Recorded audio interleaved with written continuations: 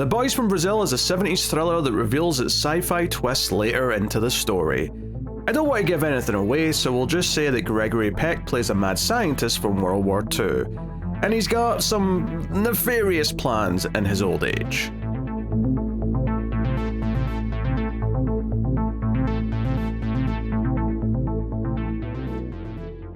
Welcome everyone to the Atomic Cinema Experiment. I am Peter, and joining me as always is David.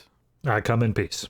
This is a science fiction movie podcast. We get together to talk about a sci-fi movie. It's that simple. And today we're looking at a film from 1978 called The Boys from Brazil, which is not a movie that I was particularly knowledgeable about. It just happened to go on sale about 6 months ago, and it sounded intriguing from what the brief synopsis I read. Plus it's got some big names in it. It's from the director who did the original Planet of the Apes. So there's some cred here. There's some interesting stuff, but I'd never really heard much about it. It seems to be one that's mostly been forgotten. I don't think I've ever heard anyone talk about it before. But hey, it's fun to go back and discover some things that are lesser known. So we'll start spoiler free as we always do. We'll give you a warning before we get into the spoilers. And of course, if you're enjoying the show, please do hit the like button on YouTube. Helps out a bunch. You can support everything over at Patreon or YouTube membership and get some bonuses, but I'll tell you more about that at the end of the episode. Also, a small disclaimer, I am sick as we record this episode. I will keep extra noises to the minimum, but I'm just pointing it out just in case some slip through, so bear with me, please. I have a cough as well, and I'm going to maximize the number of noises I make. Yep, that sounds like a you move. Mm-hmm. Yes. So, premise for this movie. Weirdly, I don't want to spoil the sci-fi element because I feel like it's a massive thing that comes in about halfway through the movie.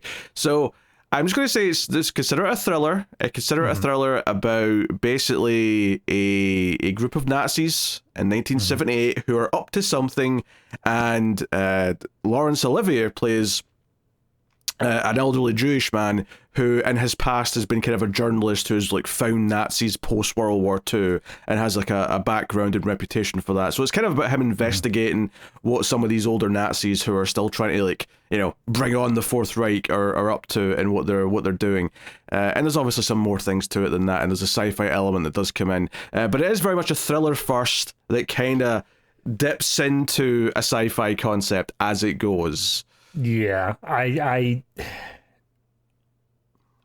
was in a poor position where at the end of last week's episode, I did a quick Google search and I was like, oh, is this even sci-fi? And I didn't read the whole synopsis. I just read the first sentence that Google offered me. And that sentence was absolutely the big reveal at the very end. So for anybody who's curious about this, try to go in blind. Try to not find out anything about this otherwise. That's the thing. I would recommend going in cold to this and just, going along for, because you'll go along for the mystery and the thriller elements, and then you'll get to some of the wackier stuff, if you will, in the back half of the movie. But the big cast here, we got Laurence Olivier, we got Gregory Peck, who plays kind of the main Nazi that we'll be talking about. James Mason's in here as well, who we saw fairly recently over on Collector's Cut on the 1972 Child's Play movie. Oh yeah. Which not to be confused with the Chucky movie of the same name. And bizarrely, we have both Aunt May and Alfred in this movie because Michael Gough is in a role, as is Rosemary Harris. So not big roles, but it was funny how they both popped up, and in both cases I went, you're already kind of old in 1978. Yeah. It's kind of wild that you were still like really old and doing movies once we hit, like, I mean, for Michael Gough that was only like another decade, I suppose, but for Aunt May that was another 20 plus years. Barely, yeah. It was like 22 years later. Yeah. So just a and then also Steve Guttenberg's in here in a role as well. That's Mahoney from Police Academy, in case anyone's not familiar. But the moment he popped up on screen, I couldn't place it because he's younger than I'm used to seeing him. His hair's longer as well. I was like, wait a minute, you have that face. Who are you? And as soon as I saw Steve Guttenberg, I'm like, oh, okay, there we go. Also, Bruno Ganz pops up in a role as well. You might know him if you're into foreign cinema from Wings of Desire, a Wim Wenders film. So I noticed him immediately as well. So yeah, there's a bunch of faces in here that definitely from an older era. A few people from like the 80s era, but like certainly a lot of people like, because Gregory Peck and Laurence Olivier are both older here. You know, that's that makes sense given they're supposed to be still alive from their time during World War II. So yeah, that's the one thing that took me a while to get into this movie with, and it's not anything that the movie did wrong, but for some reason, anytime that I hear World War II in a movie, it's either a period piece set like during World War II, or all of the actors, all the characters that we're dealing with, it's so far removed from it that of course they are not part of World War II. They are the children, the descendants, something like that. This is that one case where it's like, no, this is a movie set in the perfect time period where the elderly people are actually still from World War II, but they're not like 100 years old yet. They're already still like able to still act and do things and be around and like participate in society. Yeah, this is a youth thing, I think, more than anything, because I feel like there's a whole period in the 50s, 60s, and 70s where, yes, lots of people who were around during World War II were very much still active in a lot of ways. But like each of those feels old. I think the thing about this movie is it feels more modern. It feels like it has a bit more of a modern sensibility to it, but it still has that same sort of like, yeah, these were all people around in World War II, and they don't look awful. They don't like seem that old. I would say Gregory Peck, I get the age he's supposed to be playing at, but he looks great for his age, all things considered. Yeah. So yeah, we'll get into things. We'll get our impressions out of the way here. So David, what did you think of The Boys from Brazil? I liked it. I don't.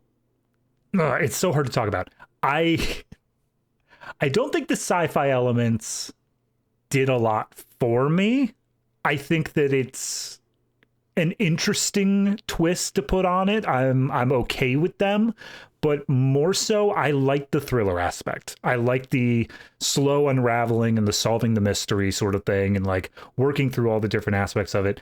The story is kind of broken into two halves. You get to see what the Jewish Nazi hunter is doing, and then you get to see what the Nazis are doing.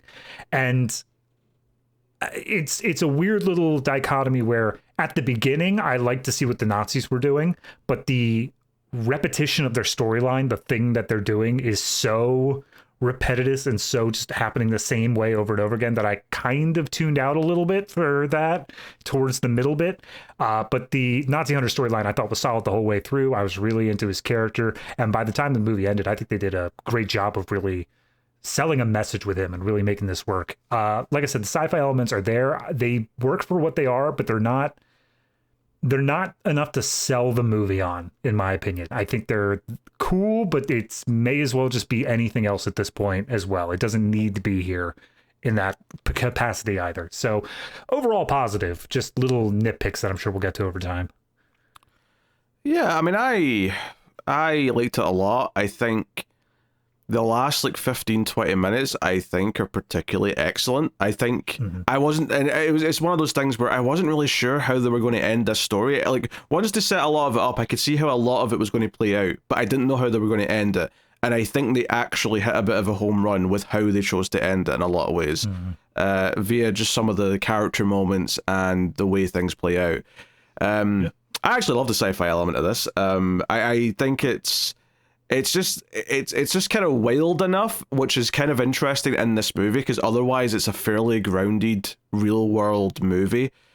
These are very real characters based in the past and all the rest of it. There is actually one scene, and maybe it's because they try to keep it feeling grounded, where a scientist tries to explain something in real detail, and I'm like, we don't need this much detail. We don't need this process explained to us throughout. Just say it's a thing that can happen and let's move on with our lives. That's like the one nitpick I have with the sci-fi element. Everything else, the second I realized where it was going with the sci-fi element in terms of like how they show it to you up front, I was like, oh, this is actually a fun plot, and you know, ties into just kind of like stories about weird experiments and all sorts. No, I think there's good thriller elements. The tension's good early on, which is more kind of like, you know, spying, listening to things, and kind of race against time. I think you talked about repetition with the Nazi plot. I do actually think that's not a problem, because I think they knew it would be repetitious, so that's why you get a couple up front, and then it kind of becomes just like, oh, a quick check-in, just to sort of show that there's still going on, and it doesn't really dwell on it for as long after the fact. I think the movie very intentionally shifts over to more Laurence Olivier's character, even more so as it goes on. But no, I found myself quite digging this. It's it's just about 2 hours long. I don't think it's poorly paced. I think it goes in a reasonable clip, and yeah, I found myself quite satisfied by the end. And I'm like, oh, I feel like the reason why this movie's maybe not as remembered as much is because the distribution on it's a little bit weird, and it's just not as accessible, perhaps, as a lot of other movies from this time period. It's the only thing I can think of as to why it's not brought up a little bit more, because it probably deserves to be honest. I don't know. I get what you're saying, and I do agree, but I think that it is that sort of thing where, like, you know how the Academy just kind of snubs its nose at sci-fi all the time, and it's just like, we don't treat that as a real movie. Well, yeah, but that doesn't matter now, like years after the fact, and lots of sci-fi movies have stuck around in pop culture. Oh yeah, absolutely. I just think that for what this movie is, especially as you're getting 78, like this is where you're getting Star Wars and stuff like that. The sci-fi element on it is so reserved that it doesn't feel like it's able to really compete in the sci-fi space. But I don't think that matters, though. Who's going into this movie going, it needs to compete with fucking Star Wars? It's I mean, fair. I mean, if anything, we're saying they shouldn't be telling the audience there's a sci-fi element. It should be a surprise. Now, admittedly, I do think some people who are going in for a really grounded look at people who were in World War II and might actually dislike the turn that it takes into a little bit of sci-fi, but because I can see that being a problem with certain people, but I don't think that's what it was going to be marketed on, or it shouldn't have been marketed on that anyway, at the very least. No, well, that's kind of, without spoiling anything about what the sci-fi element is, I like the way that they are telling the themes of World War II and this idea of this blind hatred and the genocide and all that, and they're telling it through how this sci-fi element is being introduced. And especially in that third act, like you said, that last 15-20 minutes, they just nailed the themes on that and really got it ground down to the core basics of here's what we're analyzing and here's how it's going to play out. And I was in. I was really enjoying all that stuff top to bottom. But that's why I think the sci-fi elements almost don't matter as much as the theming and the thriller aspects on top of it, because those are so solidly well done that I think it could exist without the sci-fi elements and still be a great movie regardless. It probably could, but I just don't see the need to even separate it. I don't see the need to assess the sci-fi element in any way distinct from the rest of the stuff. Just for those people who are coming in looking at it solid and saying I just want my World War II thriller and documentary style of people after the fact. Yeah, I mean, I think it's full of good performances. It's a pretty, very, very solid direction. It was very confident in what it's doing. It ramps up tension in really smart ways. And again, I think those more tense moments, like those last 15 minutes, are very, very well directed. So, I think it's ticking pretty much all the boxes. I don't necessarily think that the reason why this maybe went under the radar, relatively speaking, in pop culture sense, is because of other sci-fi specifically. It's more just that it's not a crowd-pleasing blockbuster. It's not that the sci-fi doesn't compare to Star Wars or Alien or around this same time or whatever else was out in the late 70s, early 80s. I think it's more that this is more of a grown-ups thriller, when the stuff that was being successful at the box office and was being talked about a lot was Star Wars and was Spielberg movies and it was things like that. This almost feels like it just came out at slightly the wrong time to sort of land with a bigger impact, which happens all the time. To be fair, there's always movies that feel a little underappreciated for what they actually are because of just when they came out or how they were marketed or whatever the reasons may be. But and obviously, I'm not saying, obviously some people probably didn't know about it at the time. I'm sure it was relatively known in 1978, at least by people who like movies and things like that. It got 3 nominations at the Oscars, so... Yeah, but what I'm talking about when I'm saying that it's not stuck around pop culture is the fact that I, someone who really likes movies and watches old movies, had literally never heard of it until late 2025, tells me that it's not stuck around in the, even in like cinephile zeitgeist, like to the, to the level where there's a certain level of movie where I've at least heard of it, right? By the time I'm in my 20s, I've at least heard of all the bigger classics and all the things that are talked about more heavily. But this one wasn't. And again, maybe something just slipped through the cracks. That's always possible. But, honestly, even after looking into this one a bit, I don't really feel like I see a lot of people talking about it unless you specifically go out of your way to go looking for the one Reddit thread or whatever it is that happens to be discussing the movie.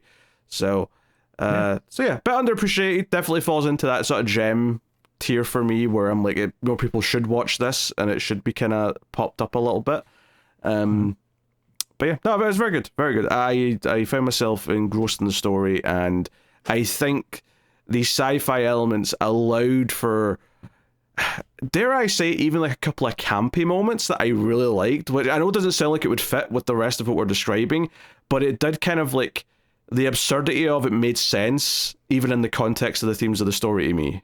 Oh, yeah, I mean, I was still getting campy moments in this even before we got the sci-fi elements, because once they introduce like the Third Reich and all that, there's just something, I don't know, maybe I'm not taking them seriously enough, but there's something campy about the idea of like a bunch of old Nazis just getting together being like, all right, boys, this time we can make it work. This time we've got it. Yeah, I mean, yes, this is, I think inherently there's an element of like their devotion and their obsession over like the Aryan race and Hitler and all that, where you're like, oh, this is all a bit silly and cult-like, and it's like, yeah, I don't know. Anyway, I mean, we see examples of this, the cult of personality that forms around certain leaders and whatnot. It happens, so yes, but no, I mean, now you're right, but I think the like definitely some of the music definitely feels a little bit old school and cheesy at times, but not in a way that bothered me that much. Like, the first time you see Gregory Peck and he's in his all white suit and like the music swells up and it's like a light turns on to reveal him, and I'm like, okay, this is kind of cheesy, but I'm kind of into the movie kind of feel of it. So no, yeah, absolutely. I it's weird because so many things in this movie I wouldn't say are fantastic. I don't think that they are like incredibly well done in any like major way, but I still found myself at the end of the movie being like, I'm really glad I watched that. Like it's more than the sum of its parts in a lot of ways. Yeah, it's really good. I think the script is mostly there, and I think like I say, it's a big part of any story is like feeling like you've got something out of the ending that you didn't really necessarily see coming. And honestly, in hindsight, I'm like, why didn't I see them approaching some of these like ideas and themes? Because obviously with the type of characters we're dealing with, the type of plot we're dealing with, it makes sense to go down that path, but I didn't necessarily see how they were going to go down that path. So when they did it in the way they did at the end, I was like, oh, I actually feel like they pulled off something kind of cool there at the end. So yeah, well, the only thing I want to say technically before we get into spoilers, I don't know if this is just the version I watched this off of Tubi. It was streaming free on there. The first, I would say maybe like 15 minutes, I was finding the audio really hard to listen to. There's a sequence where Steve Guttenberg is trying to talk over the phone to Laurence Olivier's character, and the office has like leaks springing everywhere. There's water dripping down from the ceiling. I couldn't make out a damn word of any of that. And it was a little scattered throughout. It got better as the movie progressed, I feel like, but I was really worried for those first 15 minutes of the sound quality. It's funny you bring that up, because I didn't actually have a problem with that, although I could definitely see how if you're on a lesser quality stream where that would get garbled very quickly with compression. I do have a point on audio quality, though, that's worth mentioning, is that there was some scenes where there was a notable hiss, and it wasn't like super egregious or anything, but it's something that's just not there in any other movie I watch, but it was there during this, and it kind of feels like to me, because this isn't in the zeitgeist and it isn't like this big pop culture classic, it's not necessarily received the same love and attention and remastering that a lot of other movies do. And I do actually think the HD transfer is pretty solid. It's got some specs and stuff, but it doesn't look soft or anything. It looks like, okay, they've not really done any work to the film itself, but they've done a good transfer of that film that was available, so it looks pretty good.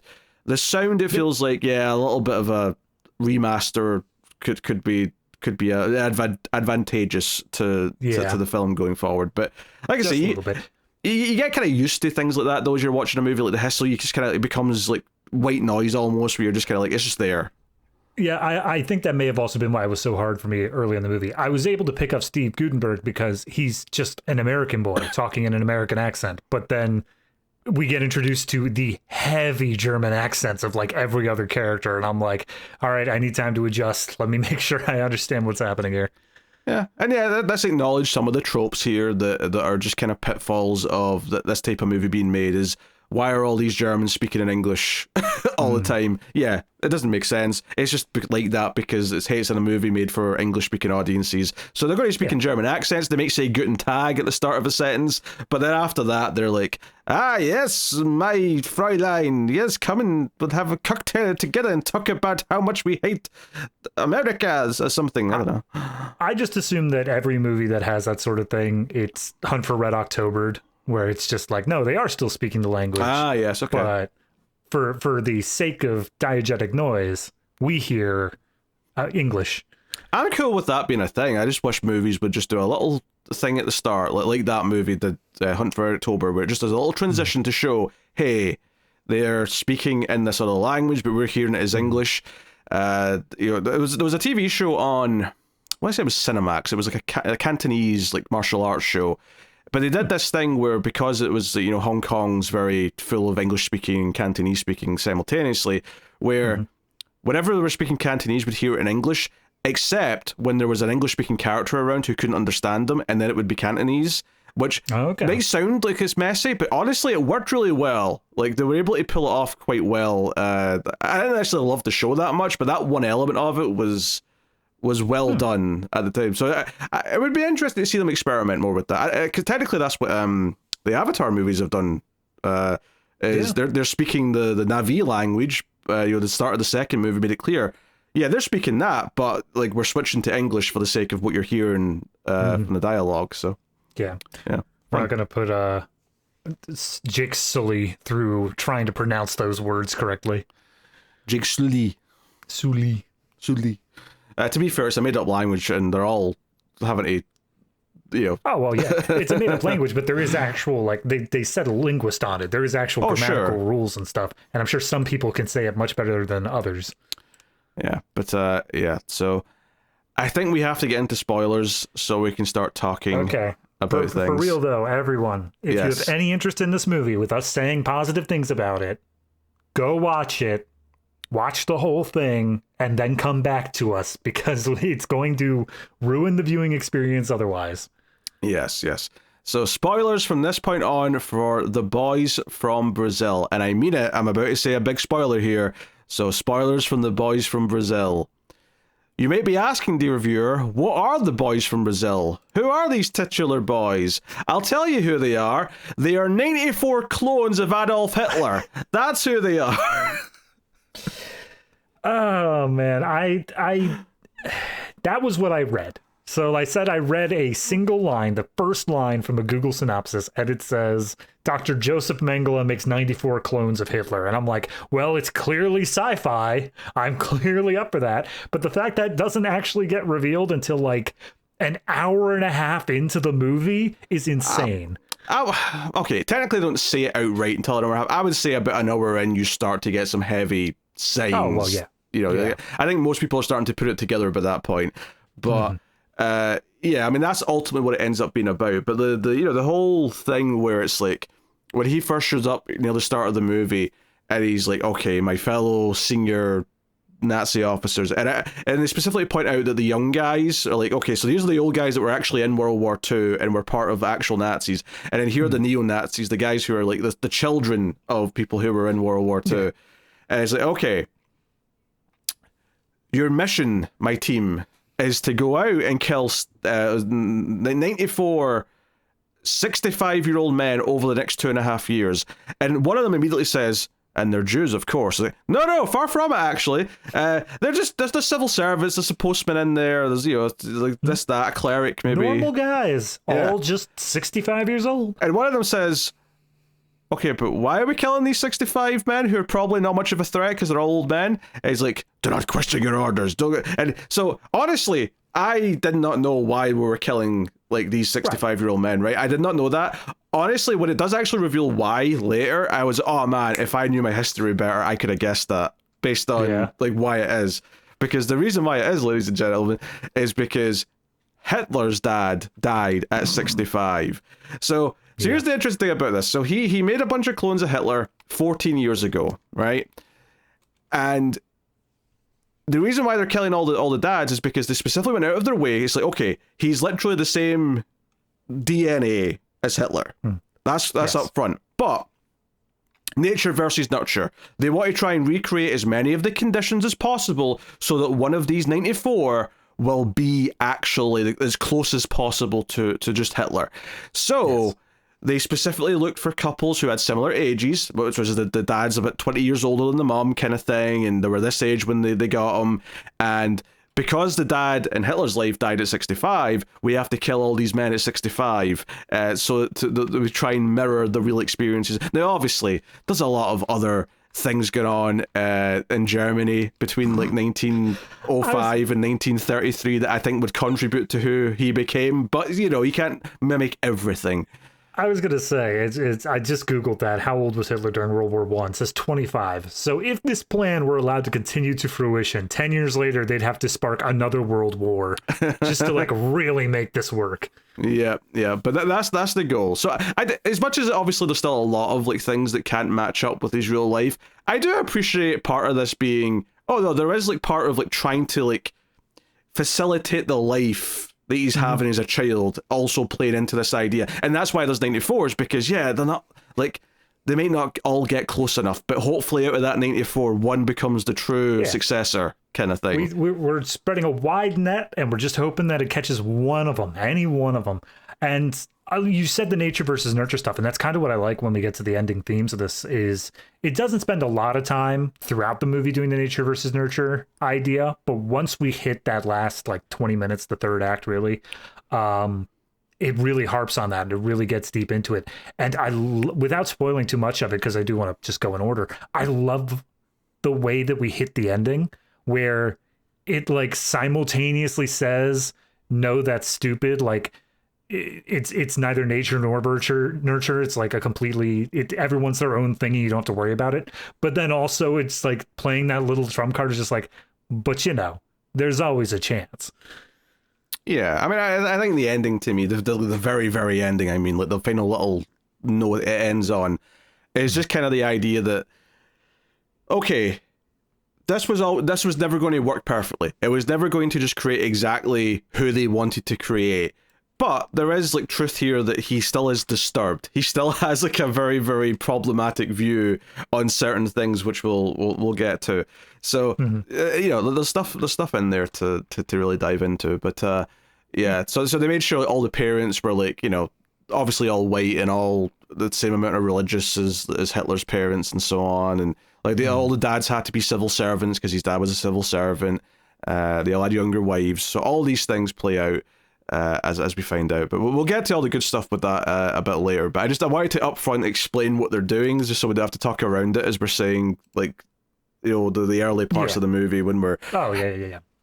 I will say the fact that I knew that they were clones of Hitler, like in the movie, it didn't really help me in the mystery up until like an hour in, once we started really dropping hints. Because when he says, oh, we're going out killing 94 people, I'm like, well, I happen to know there's 94 clones of Hitler. So are we going out and killing clones of Hitler? Is that what this is? I don't understand why Dr. Joseph Mengele would want to do that, but maybe there's a reason. And it's only as the movie progresses, I'm like, oh, they aren't Hitler.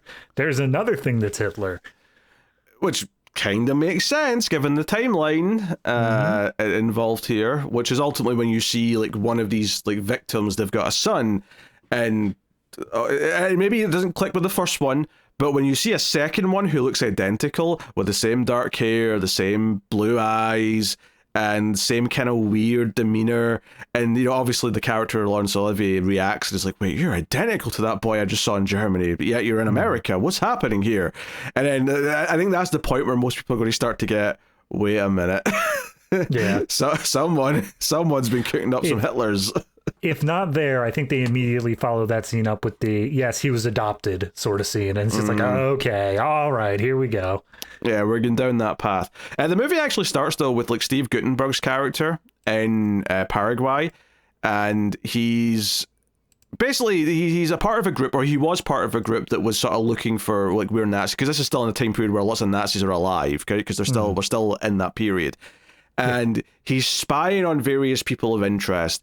But it turns out he kind of separated from the group he was a part of to go solo because his sort of hero, right, Ezra Lieberman, Laurence Olivier's character, he famously found a bunch of Nazis and like sort of led authorities to like prosecute them by working on his own, because he could do things on his own that he couldn't do as part of a group. And that's how, you know, he read his books and he's been inspired. So he's like taking photos, he's following them around the city. And he tries to phone Lieberman and says, hey, these guys are all here in Paraguay. I think they're up to something. They're all meeting. They're all doing stuff. Blah, blah, blah, blah.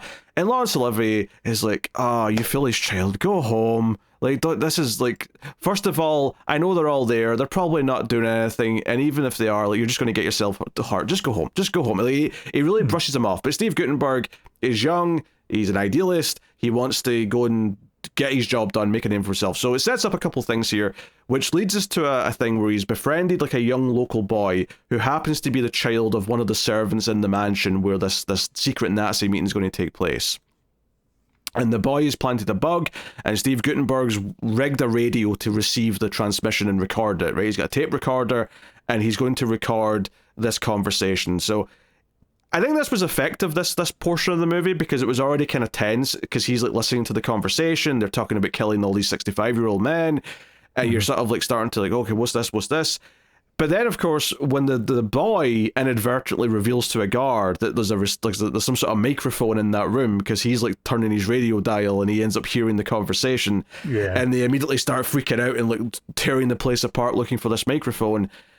There's this kind of like thing where you're like, okay, Guttenberg, Mahoney's a dead man, right? They're coming for Mahoney, but he's driving to a phone to call Laurence Olivier, and Olivier is going to hear just enough of a breadcrumb to spark the seed of like, there's something to look into here, and start the trail. I thought that it's a good 15 minutes, maybe 20 minutes even, of this opening of the movie, all built around this sort of segment of the recording, the wiretap, and listening to it and hearing what this initial batch of orders are.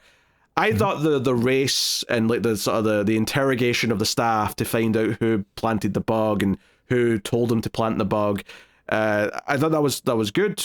I thought it was tense, and I particularly liked the dark ending where Gregory Peck just turns to the other guy and says, "Kill the boy" at the end, which almost played like a darkly funny moment. And I just mean that in the sense that I could see it coming, so when he finally said it, I'm like, of course the Nazi wants to kill the child as well, just to completely cover all traces of anything that's happened. Yeah, no, obviously there is a point where you realize he's a dead man, but I really like him as a decoy protagonist. I like him as the idea, like, oh yeah, here's our guy, we're following him around, we're doing whatever. Now, obviously, if you know Laurence Olivier, you're just sitting there like, wait a minute, hold on, that seems like a pretty famous actor to have in this bit part. But if you don't, then like you're following him around and you are genuinely hoping he's going to work. He's got the charisma to really sell it. The sequence where he gets the radio working and like is able to get the bug functioning to stream through that. He was giving me solid main character energy. So, 5-10 minutes later, he ends up getting killed by the Nazis, and it transfers the plot over to Laurence Olivier. I'm like, oh, okay, all right, well, good job. You got us on the right track. Hopefully it works out. Yep. It's a fun, tense, like sort of open. It's almost like a short movie. I mean, obviously it sets up things for later, but it works so well as a self-contained thing that just kind of dovetails out because Laurence Olivier hears a little bit of it, and that just kind of leads into the rest of the movie. And I really like the scene where Olivier's looking into stuff, and because he's taken down what he's heard, which is 94 men, 65 years old. He doesn't know much more than that. and he goes to like his old like boss or whatever like paper he worked with before, and tries to, hey, give me like, you know, all the information of 65-year-olds who die, you know, quote unquote by accident. And there's a line here that I really liked where he's like, do you have any idea how many 65-year-old men die every day? And he's like, I try not to think about it. And I'm like, yeah, because you're like older than that. Of course you don't want to think about that. I'm already pressing my luck. Jesus. Yeah. Because that's the thing, right? It's like, it's 65-year-olds dying. Like, don't get me wrong, it's a younger death, right? But it's old enough where you're not surprised that someone's dying as much as 65. Yeah, well, I mean, that's also the level where they put it in as anything 65-year-olds, but specifically accidental deaths, like things that are not natural at that point. So cuts it down a little bit. Tiny little bit. Yeah. And that's the other bit. I'm not sure if you mentioned this, is that these clones, these 94 people that need to be killed, they're not like, oh, they were all in Austria within like a 3-block radius of Hitler's house. Oh, no, like, yeah. They're in every country, at least like 5 in pretty much every European/English country on Earth.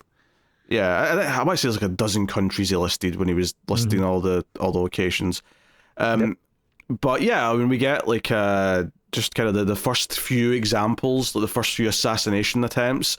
One is just this like drunk like mailman who it goes for a piss between some like empty like crates of bottles, and the Nazi like drives his car into him, and I'm like, you know, this doesn't look that accidental. I mean, maybe you could argue that like you didn't mean to drive in there, I suppose, but I feel like you want to keep a lower profile than this.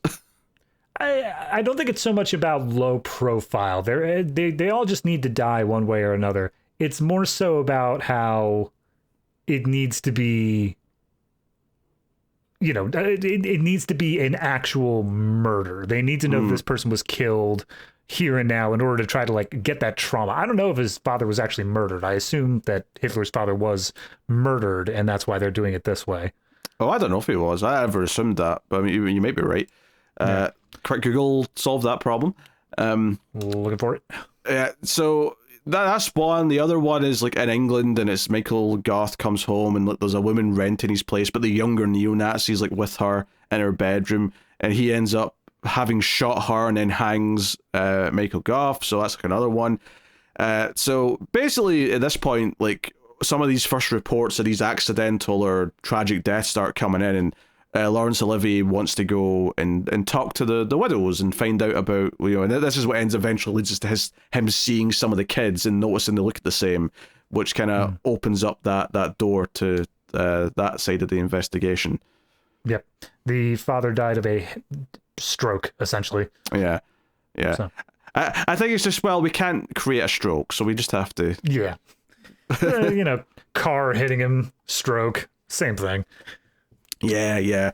But maybe that's also why you have 94, because it's like, okay, well, one of these deaths might produce the same result as the original. Yeah, exactly. It's possible. And I mean, that's what I also like about this, is that we see, as we explore like these families and we see these boys across each of the families, you do get a feeling of a temperament. Like you get the feeling that they are all a little bit snotty, a little bit bratty. When he's when Olivier goes to talk to the first like widow, it's Aunt May, right? It's what's her name? Rosemary Harris is the actress.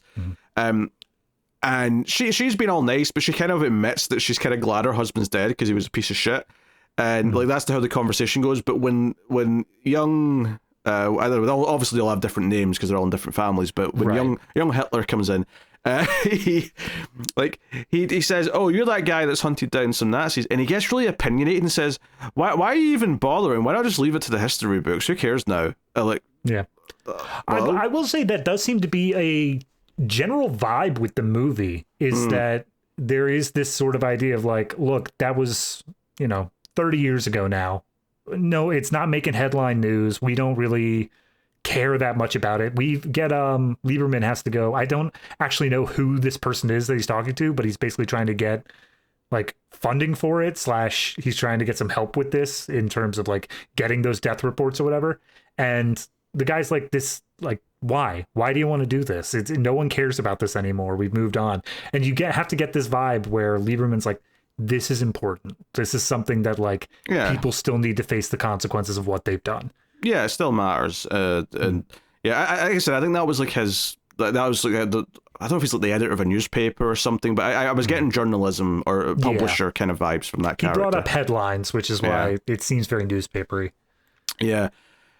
So, I mean, that kind of opens the door of like, okay, he's a little shit, but that's whatever. But obviously when he goes to see the other widow and we see the identical actor playing this role just with a different name and and enough of a similar attitude where Olivier's like, yo, like these just aren't identical looking. Like they have the same personality. What's going on here? Something really weird about this. And they also intentionally, I believe, both have very, very like blue contacts in. Like obviously they're supposed to be just the eyes, but like these are like very bright blue eyes. Well, that's the first hint actually that there's something afoot. Is we see Gregory Peck working as a doctor wherever he's living in his little hut, and he's like treating a young boy's eyes, and he makes like it's like focuses on how blue they are. Like, so we actually get that before we see the first clone, and it's kind of like your first tease of him like, oh, he is making sure his eyes look like this kind of thing or something. I don't know. So that side of the plot though is interesting because like he basically faces opposition on his side, on the Nazi side, from like the higher ups who are like running like the worldwide, like we're trying to get back into power scheme. Because the ultimate point of this plot is his frustration that he's still very devout and he wants to create a new Hitler and he like thinks it's the most important thing in the world. But as soon as like the powers that be on his side are aware that Laurence Olivier is looking into things and he's like starting to investigate what's happening, they start getting cold feet. And while obviously the idea of like, oh, can we just kill this asshole? It's like, well, he's known for what he's done in the past, that it wouldn't be a quiet death. Like people wouldn't notice if he suddenly makes a tragic end. So it's like, we cannot do that. And eventually, it ultimately leads to them pulling the ideas. Oh, we're cancelling this project. Your assassins are all been called back in. And he is livid about this. And he accuses them of being, oh, you're just old and want to like relax in your old age. You don't care about your grandchildren growing up in the Aryan future. You just care about chilling in your old age. And I think there's probably some truth to that. Not that they should be allowed to chill in their old age, but it does kind of seem like, oh, we want to reminisce about the old times and talk about how great it was during the Third Reich, but we don't actually want to like put the effort into ever doing anything else anymore. Yeah. It feels like the equivalence of that guy who was the star football player in high school, where he's like, yeah, you know, if they just let me in the league, like, man, I'd be taking that all the way to the end zone every time. It's just like, okay, but you're like 70 now, guy. Like, you want to reminisce, you want to sit there and talk about the good old days, so be it. But Mengele is the only one who feels like he's the one who's like, no, I've got a plan. We're gonna do this. We're gonna get a team together.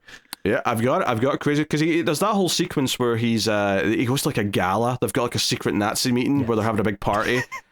The worst secret possibly ever, because everyone's just walking in full gala gear, just like, yes, 2 for the Nazi party, please. And there's big giant swastikas all over the walls and banners and whatnot. Portraits of Hitler. Yeah, which, funnily enough, there's a scene very much like this in a horror movie from December. I won't spoil, but give me some thoughts. But he goes to dance with like someone else's daughter as a sort of nicety, and like he bumps into someone else and he says hello, and it's one of the guys who was supposed to be assassinating someone, and he basically just stares at him and lunges at him and starts strangling him, saying, "You've betrayed me, you've betrayed the Reich, you've betrayed this." And then it turns out after the fact that he didn't do jack shit. He was ordered back in by above Gregory Peck's head. Yeah. Like someone called him back in. I love this segment. Like, if this were a show where like I had to pick a quote for the movie to open up the review, like we do on Collector's Cut. Is it what he says to the wife? Yes, absolutely. Yeah. Because the whole thing is that the guys there, he's like, yes, we're treating this as a second honeymoon with my wife here. And the wife is not great looking. She's a little on the older side, and they play it up for that. And as soon as he tackles this guy to the ground, starts like beating the crap out of him, the wife's just yelling, just like, "Oh, is there a doctor? We need a doctor here." And he goes, Dr. Mengele goes, "I am a doctor." And he's like, "You stay away from my husband." And he just, I'm pretty sure, I'm correct my wording if I'm wrong here, his wording is like, "Shut your trap, you fat," or "your old pig," or something like that. No. The exact line, well, I don't know how it started, but the actual insult was, shut your mouth, you ugly bitch. That was the line, and then the shot look in her face was darkly funny. And the funny thing is like she's like getting in front of her husband who's been like strangled, and he's like lying on like a now broken table where the hors d'oeuvres were, and it's so weird watching this because she's like, oh please, he's acting like a maniac, protect my husband, and I'm like, you're all Nazis, I don't feel sympathy for any. Yeah. I mean, true. So so that's like a whole thing, and that actually is what drives him, because I think by the time they shut everything down and we're like 2/3 out of the movie, he's only crossed off like 10 of the names on the big board of like 94 people that need to be killed. So he's going to like himself go after the next one. And well, there's a couple of scenes earlier on where the guy who shuts it down, the guy who like actually gives the order, James Mason's character, James Mason, yes, he keeps coming back to Mengele and just being like, tell me what's up. Tell me why we're doing it. Give me anything that I can like send back to people. And Mengele's just like, no. I'm not going to tell you. We're going to keep this all under wraps. It's all going to be super secret. And that's the thing that ultimately ends up dooming him, is that they don't have to have this implicit trust in him to know that this is going to work. Yeah. So the investigation side of it, which is getting further, and ultimately someone who knew Steve Guttenberg from the organization he used to work with shows up and says, hey, my buddy Mahoney from Police Academy, he's clearly dead, he's disappeared, can you talk to me about this? And he reluctantly says, okay, fine, I'll talk to you. And he ends up kind of helping him. It's like, hey, I'll go see this couple or this widow in England or whatever, you go see this other widow here. And so the young guy who's like Mahoney's friend, he goes to England and meets the Hitler who belonged to Alfred Pennyworth at that house. And it's like, so when he's on the phone with Olivier later, Olivier's like, hey, was there a child? What did it look like? It's like, is that 3 of these now? Have we got 3 of these identical boys? This is starting to get a bit fishy. I also love when he's telling off Mahoney's friend. He's just like, oh, is your mother home? He's just like, no, she can't come to the door right now. He's like, oh, well, can I talk to anybody here? He's like, oh, are you deaf, you daft bastard? Nobody wants to see you. And he slams the door in his face. It's like, yep, that's Hitler. Very English Hitler.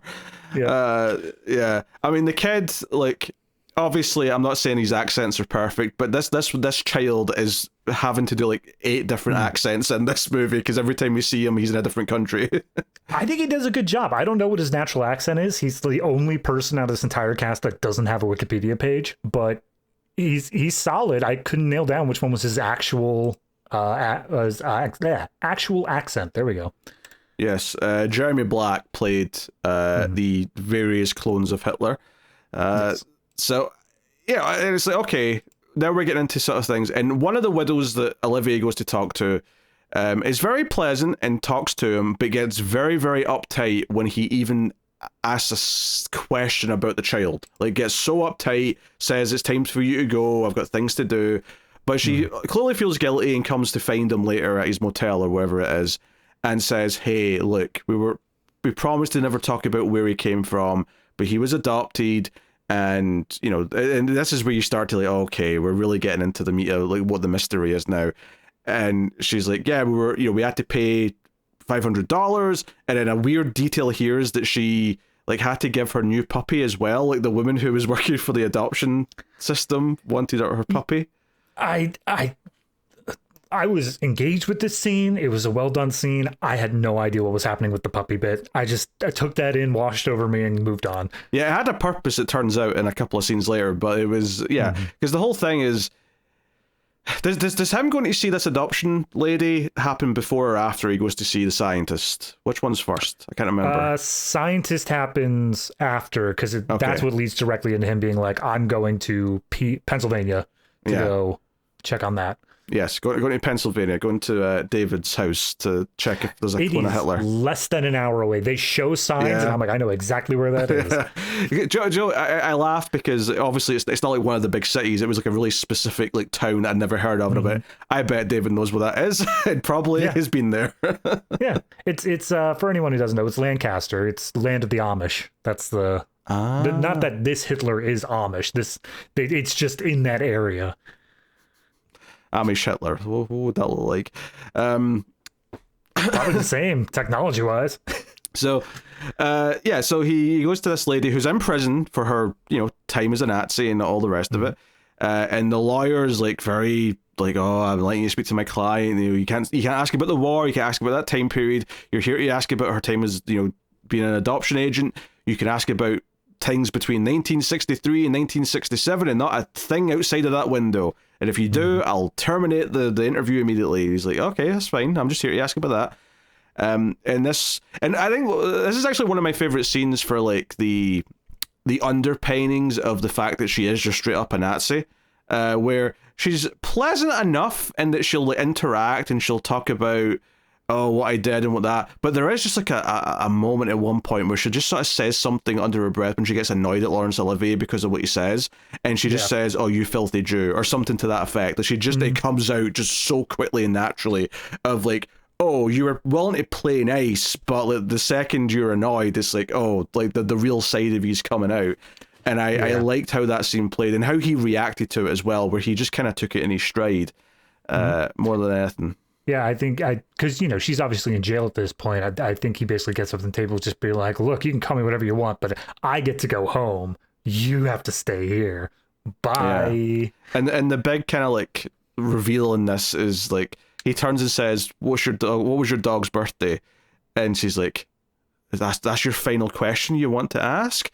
Fine, it's December 11th, and that happens to line up with the dad dying because they're all being killed, to the date of when they got their clone babies. So it's like, okay, that's given him like another thread to follow, and then leads to Bruno Ganz, the scientist, who talks about cloning and how they're already doing it with rabbits and all sorts. And it's a long scene, and this is one of those things where I feel like it's the same sort of problem we had very recently of the multiverse stuff, where we had to have a period of movies where we just explain it to the audience. We have to tell the audience, here's how multiverse works. But now audience gets it. Now we don't have to explain it anymore. I feel like this is the same thing where back at that era, you actually had to walk through, here's how cloning would work. Here's how it processes. I don't think you had to go through it in this level of detail, which is where we're inserting embryos and we're using ultraviolet light to kill the original DNA so we can put in the clone DNA and blah, blah, blah. Yes. So here's the thing. This is in 3 parts. I think the first part's really good, which is just the initial explanation, which is all you needed to explain it. The middle part where he puts up a slideshow and actually talks them through the process did not need to be there. Cut that immediately. The last part, though, I really like. Because as they're getting to like this idea of like, okay, cloning's possible, is it possible with a human? And there's a moment where Laurence Olivier Batmans out the scene because he basically starts to problem solve. It's like, okay, can we figure out who the original person who's being cloned is? Well, let's look at the facts and the evidence. If they're trying to recreate the situation that led to the original person, let's look at the facts. Okay, father's 20 years older. He's dying at 65. The boy's got dark hair, blue eyes, blah, blah, blah, blah. And he's like, and you can just see it. You can see on Olivier's face throughout this scene as the pieces are on the board in front of him. You can see he's already figured it out. Or at the very least, he's terrified that he's figured it out. And he doesn't want to be right, but he's already put it together who this is. Yeah. He asks one last clarifying question. He's just like, does the person being cloned have to still be alive? And the doctor's like, no, we can get DNA from anything. He's like, damn it.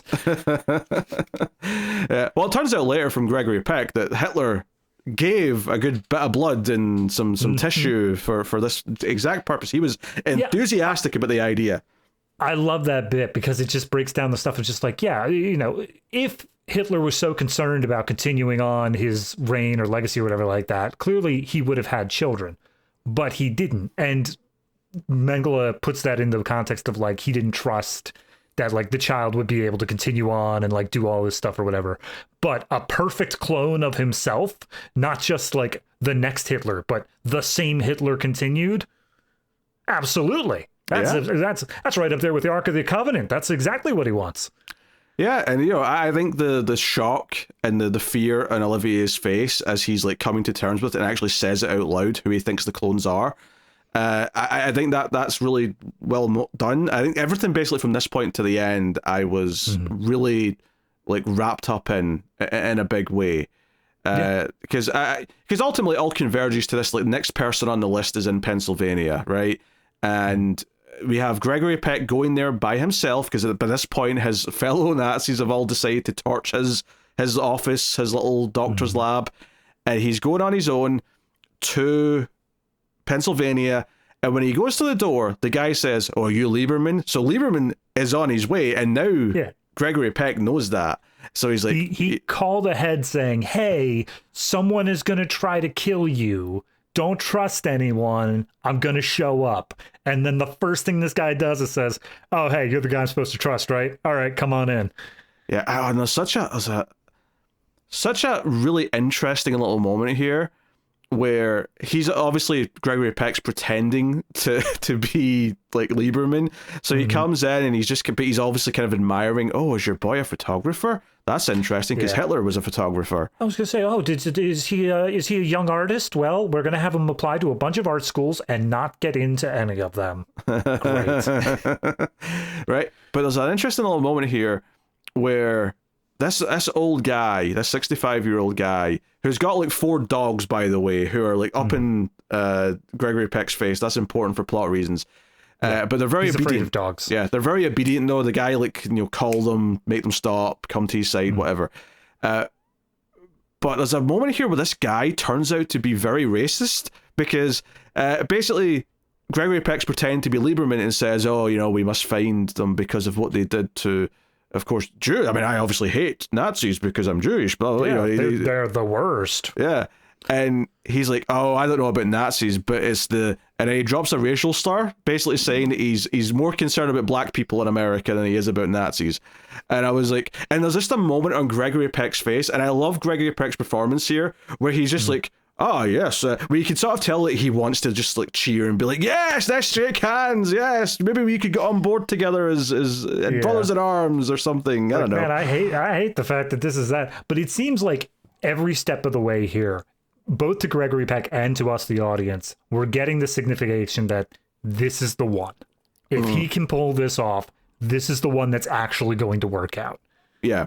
At the very least, Peck's wanting to believe that because this is kind of his only chance, because he can't on his own go around all of the others, right? Yeah. He'll try. He'll do as many as he can, but... Yeah. So basically he convinces the guy to put the dogs in another room because he's scared of dogs. But as soon as he doesn't even waste time. He pulls out a gun and is like, "All right, let's go to your basement then, blah, blah, blah, blah." And ultimately kills the guy, right? And it's a tense little sequence. But the real tension comes when we know Lieberman's coming, and Peck now knows he's coming because he's just, because of the misunderstanding at the door, he knows fine well that he's on his way. He's expecting him. So he waits for him, and Lieberman comes in his car, and honestly, once Lieberman comes, because Lieberman gets to the door and it's kind of sitting open, so he just goes in and he's like, "Hey, Mr. So-and-so, like, hey, it's me, the door was open, blah, blah, blah." And he comes into the house to see if anyone's there. And when he walks in the room and Gregory Peck's sitting there and he knows exactly who this is, he immediately recognizes who he is. He knows his face. This moment until the end, I think, is fantastic because everything from this moment on, like, Laurence Olivier is a relatively fragile old man in this movie, right? He feels like this old, slow man who's, trying to do the right thing and so on, but he's very much an old man doing it. And the second he sees this guy, this Nazi sitting on the couch, he takes a second to process it, and then he lunges at him, even though he pulls out a gun, and actually takes a bullet in the side and tackles him. And I'm like, you know what? I love how much of a badass he's being right now. I love the idea of like, no, he's a effing Nazi. I'm fighting him. Like, I'm not going down without a fight. I'm taking him on. And then that just propels throughout the whole scene because he takes more bullets later on. Yeah, I love the fact that they specifically show, like, he kills the dad, and in every other assassination, every other one before this, it's been a thing of they kill the person and leave. There's no trace. It's just a murder and they're out. When we get to this segment, he hangs back. He pulls out some photo albums and starts looking through. He's like, "This is going to be it. This is going to be my little Adolf. Like, this is the one." And then you see him look out the window and see Lieberman pull up. And I think, any other time, any other character, you would expect it to be this like, "Oh, okay, time to sneak out, time to get outside. Like, got to leave without getting caught here." But the balls where we see him look out the window, Lieberman comes in through the door, and he turns that corner, and you just see Mengele just sitting there, like hands folded in his lap, like, we meet at last. It's such a good, like, villain moment. It's so strong of a moment. And then, it leads immediately into the fight scene where Lieberman holds his own, and it feels like he's got this passion, this fire in him of, not only have you killed Steve Guttenberg, but you also are launching this plot that has, you've got all these little Hitlers running around. This is absolute insanity. You have to be stopped. Yeah, and your end goal of this ultimately is to kill everyone that's like me. So, and he remembers the horrors of World War II and what they did. I felt like the fire just lighting him in a way that, like, he obviously cared throughout the rest of the movie, but finding himself in this position and immediately jumping to action felt really badass to me in a way that I don't know if I thought a fight between two 70-year-old men could ever have felt this way, but it really, and I didn't check their ages for the record, I'm just generalizing. But like, it just, I was so invested in this fight. And then, of course, ultimately, like, there's biting, there's scraping, there's whatever. But ultimately, when like he finds the gun again, and like Olivier is like basically held at gunpoint and sitting there. And part of the reason, I think there's two reasons why he stayed behind. One is he wants to enjoy this moment. He wants to like tell him, hey, this is what I'm doing. I'm going to win, and I want you to die knowing that I won. And two, I think he's already decided he wants to take this kid. He already wants to pick him and say, you're coming with me to be the future of everything, kind of thing. So he sits and he monologues a little bit. He's saying all this, and it's all just, he's like, oh yes, the greatest man who's ever lived is back. He's going to be reborn.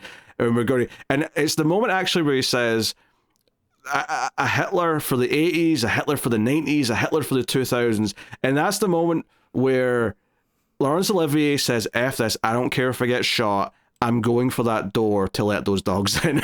I'm going for that door where all those dogs are barking. And ultimately, when he does, he gets shot in the arm and then again in the hand when he reaches for the handle, and he still opens it. And the dogs come in and start, not even killing them yet, but like they just sort of like pin Gregory Peck to the chair where he can't move, and he's kind of held, close. He kills one dog first, though, right? He shoots one dog on the way in, but there's still three. As one comes in, and then there's still three left. And we find out later that they're trained to go after anybody who's like holding a gun that's not in their family. So they've got him not attacked, but they've got him pinned down, and he's not going to be able to move to finish off Lieberman at this point. Yeah, although Lieberman's been shot 3 times at this point, and he's pretty old, so I'm thinking, dude, like, I really hope you make it, because I've... Yeah, and this is where we start getting shots of the young boy bicycling home, and we get that he's about to walk in the door any moment now. Yeah, and the big thing here is that he comes in, and he sees what's going on, and he's able to call the dogs on or off, because he's got all the commands that his dad's taught him and whatnot. They're all based around film as well. It's action like he cut. Wants them to stop. It's cut. Action is... pinned to it, and I think print is the murder cue. Yeah, I trust they have a one for murder, actually.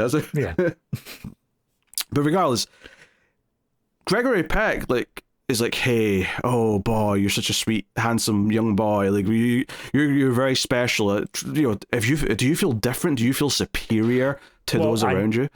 Specifically, I like that he tries to spin the story first. He's like, this other guy was the one with the gun. Yeah. He killed your dad. I was here to save him, so you got to get that guy. But the story falls apart because he says like, oh, I tried to tell your dogs to get off me, but they kept on doing it. And young Hitler's like, oh, well, they would only do that if you were the guy with the gun. Like, they're well trained. They would never attack somebody who didn't have a gun on them. So you're lying. What's actually going on here? And that's where he's like, I am responsible for your birth.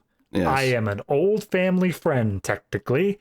And if I can prove that I know everything about the way you feel, can you give me the benefit of the doubt? And young Hitler's like, go on. And then he just starts describing every 14-year-old to ever exist. But, he plays it of this thing of like, you feel different, but you feel superior. You feel like you're better than everyone else. And young Hitler's like, yeah, all right, I get that. And it isn't, he gets through the whole thing. He keeps on saying all that, and he really starts selling it home. He's just like, and all of that is true because you are the clone of Adolf Hitler. And the kid goes, you're crazy. And then he just immediately writes it all off. And he just turns to the other guy. Yeah, I love that moment. Yeah, because he's going to phone the police at first, and then that's when Peck says, "Hey, if I can convince you, before you call the police, let me ask you some questions, let me tell you some things," and so on. And yeah, the camera work here as well is when he says, "You are Adolf Hitler."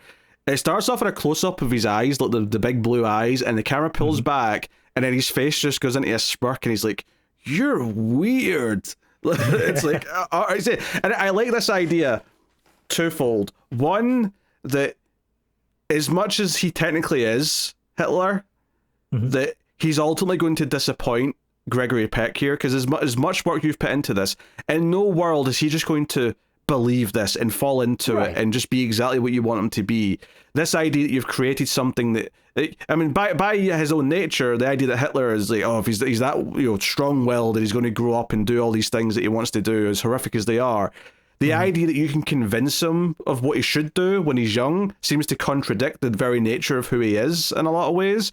So I like the idea of that coming back to bite him here in the scene. And then you've got the weird in-between part here of like Laurence Olivier sitting there in great pain, just watching on and like not really being sure, like, who am I rooting for in this scene exactly? Like, am I rooting for young Hitler here? This feels very strange. Well, it's what you said at the beginning of you didn't know how the movie was going to end. I feel like Olivier in this scene, his character is just like, I don't know how this is going to work out. I don't like, it's not even a thing where he's sitting there like egging the boy, just like, no, you have to fight it. You have to realize that like you can do good in this world or whatever. He's sitting there like, I am surrounded by Mengele and the young clone of Hitler.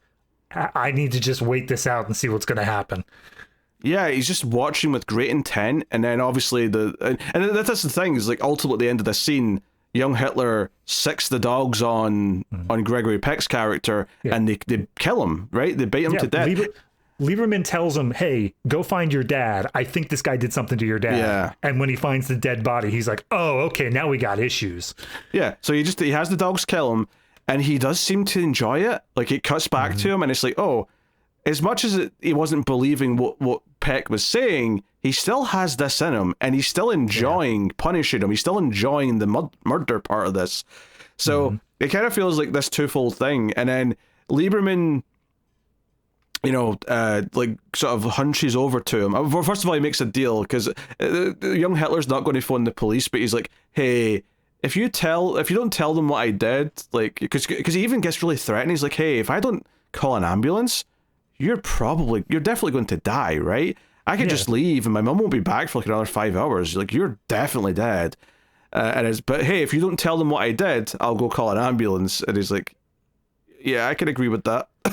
Well, I like that moment because he's like, all right, shake on it. And you see this like flash on his face of like, I'm about to shake hands with the genetic clone of Hitler and making a deal with him.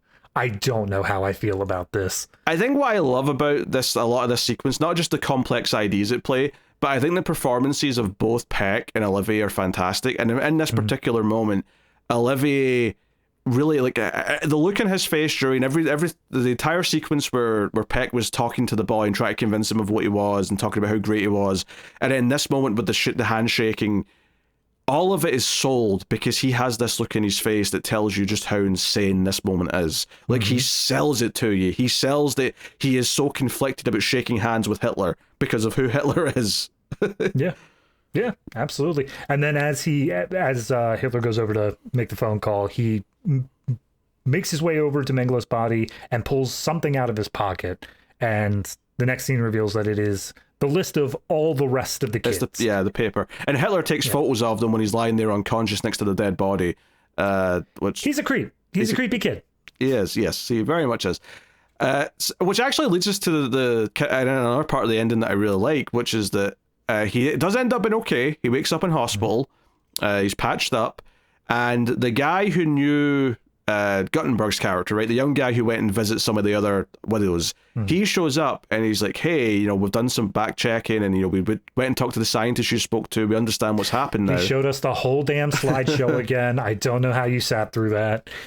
So, we have to find all these boys, and is like, and do what? Well, kill them, of course. We have to kill all the Hitlers. And I kind of laughed a little bit here, not because the movie did anything wrong, but just because I'm like, oh, this is the would you kill baby Hitler debate, effectively. Yeah. And it puts Lieberman in this insane thing where he's got this list of names and he basically has to sit there and say, no, that's wrong. I mean, I get that they're technically clones of Hitler, but they are innocent boys. Like, we can't just go and kill them all because that's effectively how Hitler viewed people. And, you know, I'm better than that. And the other guy's like, no, we have to kill them all. Like, you would protect Hitler? Are you serious? And I think the complex idea of putting this old Jewish man in this position to have to argue they should not kill a bunch of potential new Hitlers is very complex. And I think the performance sells it for me in the moment. Yeah, he lights a cigarette and he's like, you know, I'm old. I've never really smoked these things, but if the bullets didn't kill me, nothing will. And then he pulls out the list and uses the lighter and sets that on fire as well. And I love the almost jovialness of it. The moment of just like, screw it. Like, whatever's going to happen is whatever's going to happen. We'll deal with it then. But like, it's this idea that he's not taking the killing baby Hitler thing as valid. He's not in, it's not even that he disapproves of it. He rejects the entire notion of it. And he's like, no, there's no way where this is going to happen. And then he just tells the guy, piss off. Yeah. It's just kind of this thing, like, you know, it doesn't say this out loud, but this idea of like, well, if we go around just exterminating people because of who they're born as, then that doesn't really make us any better than Hitler himself. So, yeah. I think everything in that standoff and everything like Peck says, both to him and the kid, and in this final moment of him like making this choice not to let them go murder all the boys from Brazil, because that's where they were all born. I think all of that was like an ending that I didn't know how they were going to end this movie, and I think they relatively knocked it out of the park with the complexity of the character's reaction to everything and the choices that I think having him forced to sit there and watch Peck try and talk to this young Hitler and convince him that he's so special was a genius way to kind of get all this out in the open at the end. Oh yeah, absolutely. It's so much even by the set dressing, because if this were something where it was like, oh, we're in the Grand Nazi Hall or something like that, I feel like it would hit differently. But being in this small rural Pennsylvanian house that has just the tackiest furniture in it, and they're just sitting opposite, bleeding out all over it, like something about that just gives an extra mile of, this is an insane situation that we forced ourselves into here, and we have to just see it to fruition at this point. And they're both pretty injured as well for most of the standoff, because they just start off with the fight, and it kind of feels like, yeah, all these wounds represent all the old, like, you know, metaphorical wounds that they've had since World War II and everything else. So really like all that. The final little moment is that it cuts to the kid who's developing his photographs, and he's just kind of being a creep, looking at them, being like, oh, I've got photos of a dead man, I'm into this. So I'm convinced that the alternative serial killers is my guess based on this ending. Yeah, I mean, it's I like what all of that third act is saying about the idea of nature versus nurture. The idea that, like, look, he might be born a Hitler, but that doesn't mean he's going to become a Hitler. And then even with his father dying at the proper age, like, he still rejects the notion. He still rejects this idea of like fate and destiny and like this is what he was born to do or whatever. I appreciate all that, but I do like this little stinger at the end of like, but there's always a chance. And it doesn't even need to be this kid who is, you know, born to be Hitler or anything like that. It could be anyone. It could literally be anyone at all could go down that darker path, and it ends up happening that way. I think there's almost a paradox to the idea, though, that in the sense that because he knows what Hitler is, he can never become the next Hitler, because just knowing about his existence creates this sort of weird paradox of like, well, I'm not just going to be something that was already there. Like, I don't think, and that's the way that you're told you're born to be something, you always inherently have people reject what they're told they're born to be. It's a very common thing in the real world or in story tropes even. So it makes sense that, like, no, there would be some intentional deviations because I'm not going to be what you tell me to be. But that doesn't mean that he's not messed up. Doesn't mean that he doesn't have bad worldviews or you know, a really dark side to him, which I think is what the ending's really saying here, is that he still has this darkness in him that's really awful. You know what I would have loved to see in this last sequence? Like I don't think it would have improved the movie at all, but I would just would have loved to see that. Like he develops the photos, does whatever. He goes back out into his bedroom, and we see that he's running for class president or something. Like just this little thing of like the path to power, just this tiny little sign of like, oh, he's doing it. This is how it starts. Yeah. I think the other thing that was getting me was just how Peck spoke about Hitler. There was this like adoration. He's the greatest man who ever lived. He's going to take us into the future. It's like, oh damn, you really drank the Kool-Aid like in 1930s Germany, didn't you? I think that's the disconnect for me. I never quite understood in anything the idea of like the great men theory, the idea that there are specifically people that are able that like have this stake in history and guide it, and you can point to just specific people that do it. Obviously, if you have someone like Hitler come to power, whatever, yes, you have to have a mix of like the charisma, the drive, the will, and the knowledge on how to do it. But you also need the world to be in the right setting.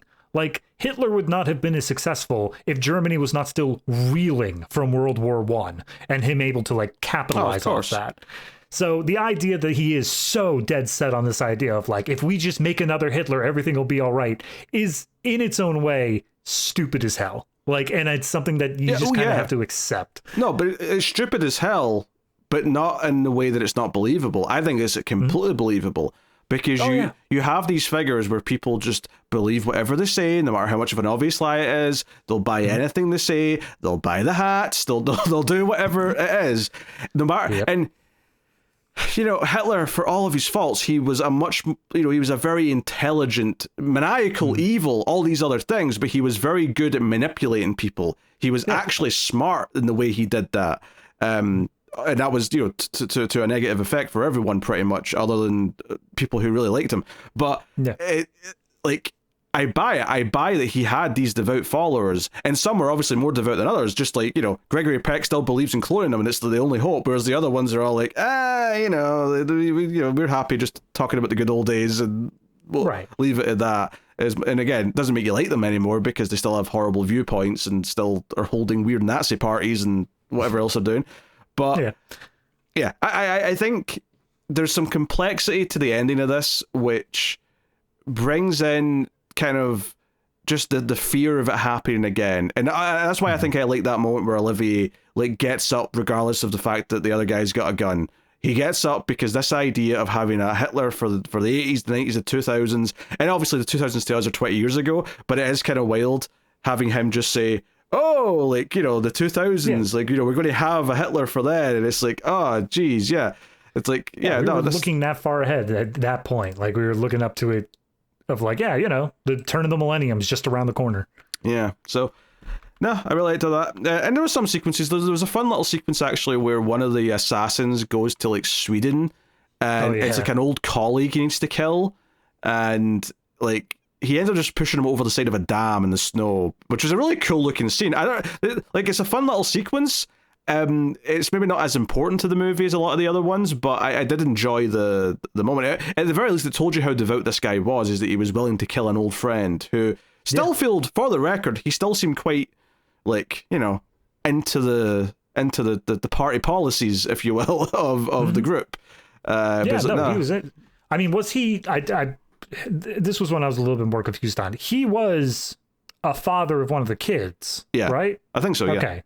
Just want to be clear, because it's this whole thing where nobody's been told anything. So of course, him being on the list is kept secret from him until it ends up happening to him. Yeah, I think because this is the guy that was trying to like question why we're doing this, and maybe it's because he saw his friend's name in there. He's like, do we have to do this kind of thing? So. I think that was good. There's also a sequence at one point where when Gregory Peck's at his lower moments, he like walks through his old like surgery area and like has little flashbacks of all the medical procedures when they were trying to clone, and they had all these all these women who were, giving birth to all the clones all lined up in beds. That one almost seemed like it reminded me of like a musical number sequence, like a trippy, like a Pink Floyd sort of song would be playing, with just like. You get this one nurse who's just clapping down the hall, and like all the women sit up one after another, almost to the beat. I don't know. It seemed like I don't think it was a musical sequence, but it could very easily be turned into one. Yeah. That's just a couple of sequences that popped in my head that we hadn't talked about really, because they didn't feed as much into the overall narrative. Yeah. I mean, I honestly, I don't think there are really any other scenes beyond those. There's a couple of like sit downs. He sits down with this one guy. Or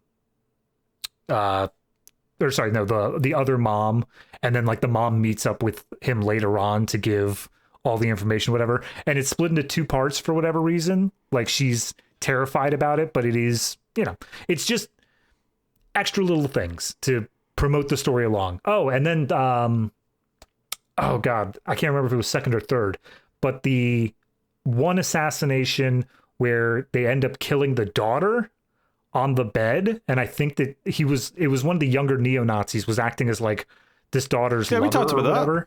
Oh, we did? Yeah, that was Michael Goth, the Alfred. Oh, okay. Well, yeah, we mentioned that it was Michael Goth, but I'm saying that like they killed this other girl and then led into killing him. I mentioned it very quickly, but yeah, they did come up. Yeah. Fair enough. Yeah. I don't listen to what you have to say most of the time. Yeah, so. Michael Goth walks in and she's already dead, and then he like strangles him and makes it look he's hanged himself. Yeah, and then for some reason that Hitler is really into this hand puppet thing. Like we don't actually see him for a moment. We just see that he's using this hand puppet and like is laughing weirdly on the other side of the screen. Yeah, I mean, obviously, I think the larger idea of the movie is this idea that if you don't keep vigilant and fight it, like these ideas will come back. And the biggest like problem with the world in this movie is that they don't seem to care, and they don't see it as a serious threat. And it's just a few people who end up either losing their life or getting very injured are the ones that kind of take this plan down. But at a certain point, Laurence Olivier and people like him who still remember what happened aren't going to be here anymore. In fact, we're already past that point, really. Other than a couple of outliers who are like 100+ years old, like, we're definitely at that point. And it's like, hey, we have to still care about this. We still have to stop things like fascism and these types of figures and all the rest of it. And it just makes it into this more of a literal thing because they're literally bringing Hitler back. Yeah. Well, I can't remember the name of the program, but there was a thing where, around the 90s, turn of the millennium, stuff like that, there was that push of we're losing all these World War II veterans and survivors and stuff like that. And it was just this huge push to go out and interview as many as humanly possible and just make this huge living record. And it feels like this is the sort of thing that would highly approve of that. The idea of getting this all down, saying this is why it can't happen again, and we have to fight against that. Yeah, I remember watching documentaries in school, and it was full of people who were old, who were talking about experiencing a lot of the stuff. And I was like, damn, like those were relatively new documentaries when I was watching them, but now you can't do that because they've all moved on now. So it's like, just time passing, but it it hits in a certain way. So, all right, David, what are you giving The Boys from Brazil out of 10? I got to say, when you added this one to the schedule and we talked about doing it, I thought for sure, just from the way it sounded, the way it looked, I was coming in with like a 6, maybe a 6.5. It just gave me that sort of B movie from the 70s. Like, you need to learn to trust when I add something to the schedule, you're getting something of quality. Okay. Right. Let me just look at all the 4s we've had recently. Look, I've given you good movies on that schedule before. Yeah, you have. Occasionally they show up. So yeah, no, I end of that sentence is I am pleasantly surprised. I think that this one really was above and beyond what I was expecting, and it played with some themes I wasn't fully expecting it to go as deep as it was on. Like, obviously, once you get the theme of the story itself, like where we're going, you expect it to touch on those things, but this really did a full examination, and it felt like it was trying to punch above its weight. It was trying to say something that's even more important than what the movie, in the sort of schlocky, not even schlocky, it's not schlocky, but like, the idea of like, clones of Hitler. On paper, it sounds insane, but they're taking this seriously and they're saying something serious about it.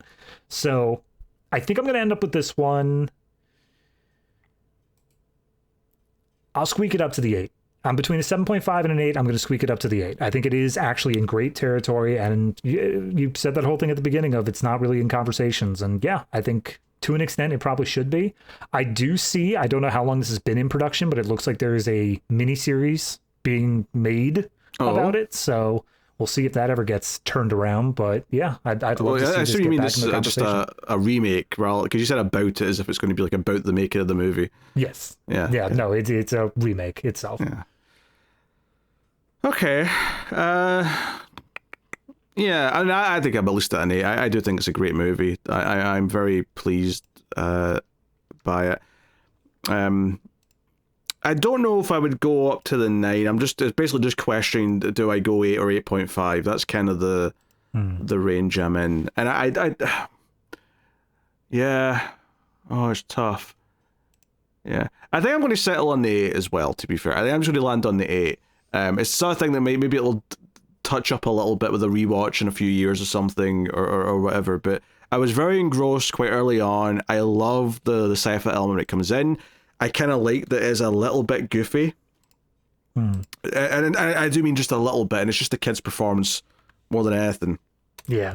But I like it because it just feels like in a sane world, the Nazis are insane and trying to do this insane thing, and that feels just right to me. So it adds just a little bit of spice to a very serious thriller otherwise, and then I think the ending kind of knocks it out of the park. So I could see it going up in the future, but I think for now I'll be very conservative and say 8 out of 10.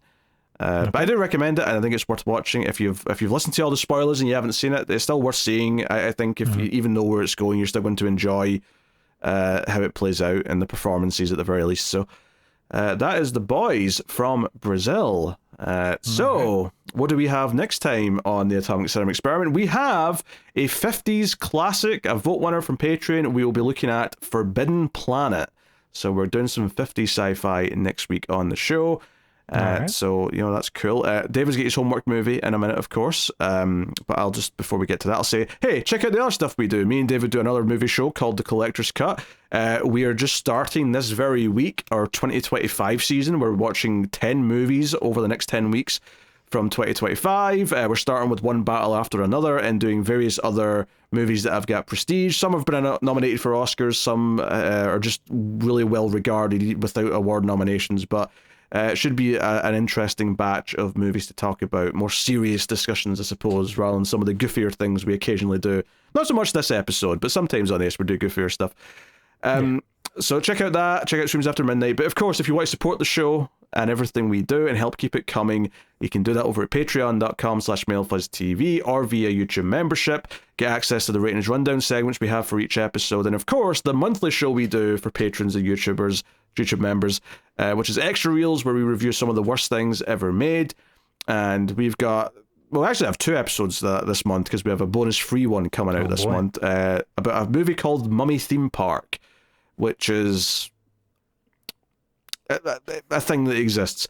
Also, we're going to be doing Underdog, which is a dog superhero movie. Yeah. It's based off of, I want to say 60s cartoon. Could be wrong on that. Yeah, but there's a whole host of those Extra Reels episodes now if you want to check those out. Thanks to everyone who already does support us. It really does mean the world and helps keep everything coming and keeps independent, weird, niche movie talking media like this alive. So thank you very much. So yes, every week on Ace, unless it's Godzilla for some reason, David goes back and watches a sci-fi movie that we did on the show before he joined the show and gives us some brief thoughts. So David, what was this week's homework movie? Well, I wanted to try to stick in the vein of like mad science. I wanted to stick in the vein of a scientist does some crazy stuff, and I went old school. I went almost as old school as I can on this show, and I hit up 1933's Invisible Man. Ah, very good, very good. Yep. I had never seen the original Invisible Man. In fact, going into it, I think I was always under the assumption that the Invisible Man plot was like a scientist discovers this formula or whatever, and then like he tries to be noble about it, but there are other people who like want it for their own nefarious means. No, not at all. I fully understand why he's considered to be one of like the universal monsters in a way, because this guy is nuts. He is absolutely off his rocker. Oh, I love the performance. Claude Rains laughing maniacally as he's invisible, either fully invisible or he's got the bandages and the sunglasses on. Either way, like, I'm having a great time with that. But that is my favorite Universal Monsters movie, is Invisible Man. I love that movie. it is great. Like I finished watching it and I was like, wow, all right, that was actually really solid. And it does come down to, obviously I like the way that they write it. I like the pacing of it, where you do get this slow, not even realization, but this almost network like spread where a small group experiences the Invisible Man and other people call them crazy, and then slightly more people get in on it until eventually like the whole town is like, okay, we got to deal with this guy. He's causing mayhem. The other part of it is very funny as well, is the other thing. Yes, that's what I was saying. The other part of it is that he does such a good job of switching back between this troubled scientist to this megalomaniacal, like, we can take over the world with this invisible thing, to a dude who is literally just a pair of pants skipping down the lane singing children's nursery rhymes. Like, you never know what you're getting with them, and every scene was just fun. I enjoyed pretty much every scene where they did that. And that's the other part of it, is the special effects in that. Like, obviously it's pretty much all practical, but they did do some like old school compositing and like different exposures and stuff like that. But I couldn't find anything wrong with it. There was the occasional little, like, you see a little bit of like a flap of the screen or something like that where the shadow didn't quite line up right, but everything like floating in midair, I'm still not entirely sure how they did some of it, unless it is literally just a dude with puppet strings up above the set just throwing stuff around. I think a lot of the floating stuff is that, honestly. Yeah, for 1933 the effects are very good, and maybe hold up better than a lot of movies from that time and their effects do. Yes, absolutely. I mean, we did the old King Kong recently, and obviously that was before this, and it was claymation, so it's like a different style of it, but it's night and day. Like, just even a decade later, it's incredible how much distance was made there in terms of special effects. When you said we did it, what do you mean by that? Because I didn't do a King Kong recently. Well, I did King Kong as we redid Old Godzilla. Okay, that's fine. Yeah, that's fine. I was like, what do you mean we? I don't remember doing King Kong recently. You chimed in on it. You shared some thoughts. The only tiny little nitpick I'll give, smallest little thing, is first half of the movie we focus on an inn, and there is a woman who helps run the inn, and she has the shrillest shriek like imaginable, and they give her every opportunity to put it on display, and it gets old real quick.